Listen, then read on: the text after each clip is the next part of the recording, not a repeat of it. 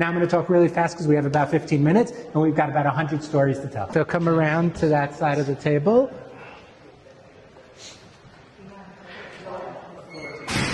Okay, so this is really on the fly, like I said. Usually I would do this for about 45 minutes to an hour. We're going to do it real short, and so we're going to jump right in, okay? Now you guys are all holding your phones, but I need a volunteer who reads Hebrew.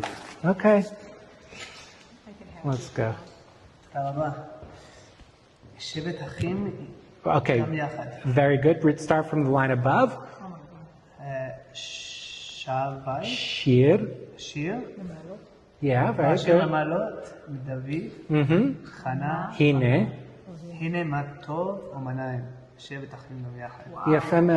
You just read from a scroll that's 2,000 years old. It was found in Cave 11 at Qumran. This is one scroll in our collection of roughly 1,000 manuscripts. Now, some of them are really nicely kept, like this one. Some of them are very, very fragmentary, so very, very small pieces. We have about 25,000 fragments in our collection. The scrolls were found in the Judean desert. Why in the Judean desert, by the way? What? Well, yes. It's not just about the Essenes, yes Essenes, no Essenes. That's a big question in the research.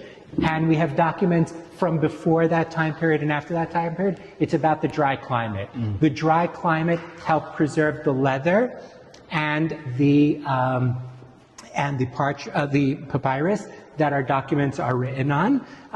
The biggest collection comes from Qumran, okay, which includes the earliest copies that we have of the biblical books, okay? And the earliest ones date to the 3rd century BCE, so roughly 2,300 years ago. And we have copies of all the books of the Bible, except for one, Esther, the book of Esther, does not appear. The scholars debate why not. The Megillah. We don't have Megillat Esther. We have every other book. What about Nehemiah? We have Ezra, Nehemiah, we have, yes. Okay. Very, very rare, but we have. The most popular book, or the most common book, is Psalms, which you just read from. Now, a really cool thing is that these are about 1,000 years earlier than the next copies, okay? The next copies are already at the stage when we're talking about what's called Nusach HaMesorah, or the canonization of the Hebrew Bible, which means at a certain point in time it no longer changes. At this point in time, there are actually differences and changes between the different versions. And so, for example, if we know that the book of Psalms has 150 Psalms, at Qumran we have 157. Okay? There are 7 additional Psalms that were not known until the discoveries at Qumran. I asked our young friend, Levi, to read from the scroll, and he very quickly was able to read from it because in the Second Temple period, they used square Hebrew script. This is the same square Hebrew script that we use today, and it's the same, wait 1 second, don't give it away, and it's text that he's familiar with because it's from the book of Psalms and he is familiar with the text. Now there's one word that Levi pointed to, which appears here, and here, and here, and here, and here, and here, and that's not written in square Hebrew script. It's written in Paleo-Hebrew. Paleo-Hebrew is the script used to write Hebrew in the First Temple period. In the Second Temple period, they know how to write this, but they save it for very specific purposes. And in this case, it's to write the name of God, Yud He Vav He, which they write in Paleo-Hebrew. So, quick question, if it's possible. There are other names of God, like Elohim. Are those also written in Paleo-Hebrew, or just the... Take a look right here, and then we're going to do a little bit of... What is... Elohim. Okay? So just the Tetragrammaton, which is the Yud He Vav He. Just one more thing about this scroll, because we're running out of time. Do you see all the blackened area? Mm-hmm. Yeah. That is due to exposure to moisture. When this scroll was found, I'm going to have a picture of it. Ignore everything. There we go. That's this. Okay? This is one sheet out of 5 of that scroll that you see up there with the red circle around it. You can see the blackened area on top. That's due to exposure to moisture. It was found in a jar?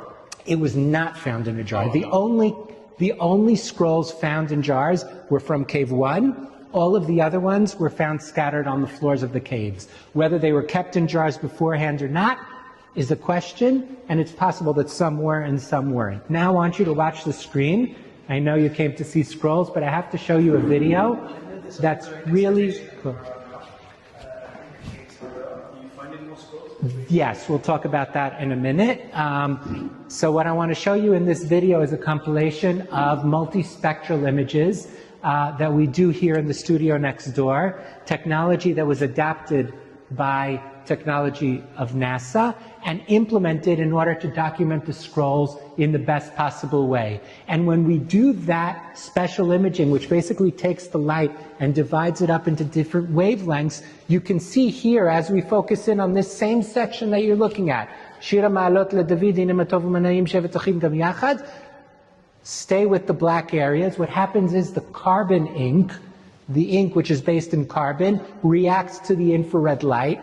The parchment does not, and it begins to disappear. And now you can see the writing that disappears here because of the damage to the scroll. So even though the scroll is damaged, you can still read the text. Okay, you ready for more challenges? Are there any scrolls in Paleo-Hebrew completely? Yes, there are. We have complete scrolls in Paleo-Hebrew, but only of the 5 books of the Torah. They only would write a complete scroll in Paleo-Hebrew if it was the 5 books of the Torah. The rest of the time it's for specific uses, namely the Tetragrammaton. Now I have another really, really important scroll to show you guys. I'll challenge you, Tal. Okay. This one's a little bit tougher. Okay. See if you can read that. It's really tough. כבד? Kabed. כבד את אמך ואת אביך? No. Yes, et avicha ve'et imcha. Yeah. Respect your father and mother. This is the oldest copy of the 10 Commandments that exists. Wow. Okay? You have here the 10 Commandments in complete form. But there's something really cool about this scroll. While you guys look at it, I'm just going to tell a little bit of a story. The 10 Commandments appears twice in the Hebrew Bible. It appears in the book of Exodus and it appears in the book of Deuteronomy. Okay? And the versions are slightly different. Now, when we take a look at this scroll, it's actually quite interesting because it's merging both versions. So if we take a look at the one from Sefer Shmot, which is Exodus, it says that the reason that we keep the Sabbath is because God worked for 6 days, creating the heavens and the earth, and on the 7th day, he rested. In Deuteronomy, the reason for keeping the Sabbath is, remember that you were a slave in Egypt and God took you out of there. Our scroll says the reason that you keep the Sabbath is because you should remember you were a slave in Egypt and God took you out, and because in 6 days God created the heaven and the earth. So it brings both reasons. And what we think this scroll was actually not just a copy of the biblical book, but actually a copy of the 10 Commandments, specifically that was meant to be read out loud and include all of the reasonings behind the commandments. So this is the oldest copy of the 10 Commandments that we have in human history. Yes.